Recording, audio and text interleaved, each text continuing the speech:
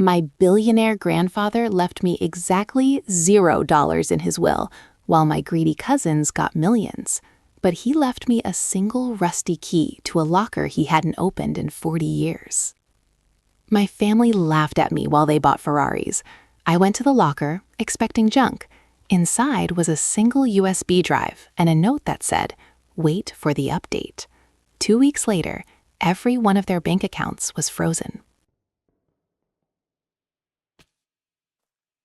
I set up a hidden camera to see why my toddler was suddenly speaking fluent French, but what I caught my sweet babysitter doing made me call the police immediately. She wasn't teaching him a language. She was talking to someone through the baby monitor in a language I didn't recognize. When I checked the monitor's IP address, it was being accessed from a house 3 doors down. The person on the other end? My husband, who told me he was on a business trip in London. They weren't just having an affair. They were planning a disappearance. I bought a sealed mystery box at a garage sale for $1. The lady selling it looked terrified and told me not to open it until I was home. Now I know why. Inside wasn't jewelry or money. It was a collection of Polaroids of me sleeping in my own bed, dated from 3 years ago, before I even moved into this neighborhood.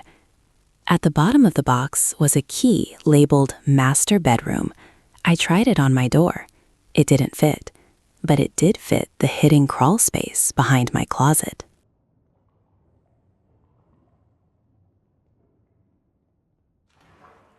My fiancé never let me see his phone, so I thought he was cheating. I finally hacked it, but I didn't find Tinder. I found a life insurance policy on me that he took out yesterday. The policy was for $2 million, and the cause of death box was already pre-filled for an accidental fall. We were scheduled to go hiking the next morning. I didn't cancel the trip. I just invited his ex-wife, who he told me was dead. Her reaction when she saw him at the trailhead? "You're trying the cliff trick again, Mark." My sister tried to wear a white dress to my wedding to upstage me, so I let her. In fact, I made sure all the spotlights were on her for the big reveal. She thought she won when she walked in looking like the bride, but I had the DJ play a very specific audio clip instead of the bridal march. It was her voice, recorded last night, bragging about how she'd been borrowing my husband-to-be for months. The best part? My husband was in on the prank. We never signed the papers. I walked out, and she was left standing in a white dress at a wedding for a man who officially hated her. I took a DNA test for fun and discovered I had a twin I never knew about.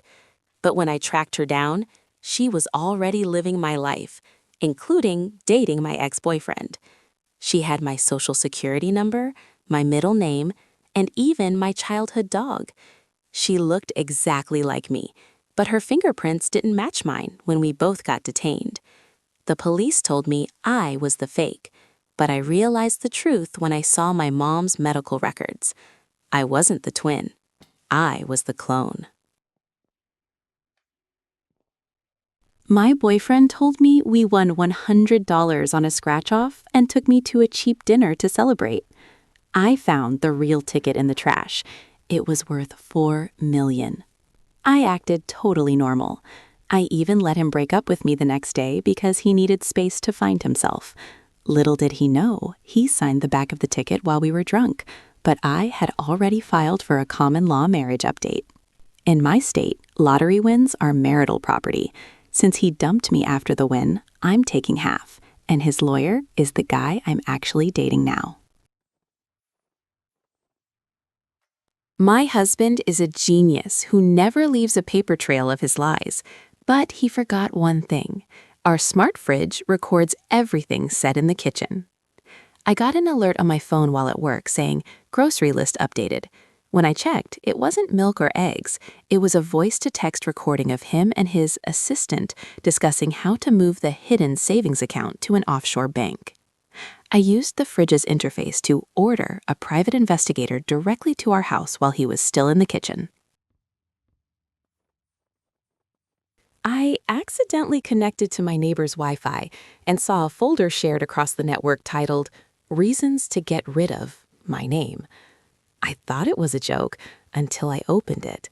It was a schedule of my daily routine, including what time I go to the gym and which windows I leave unlocked.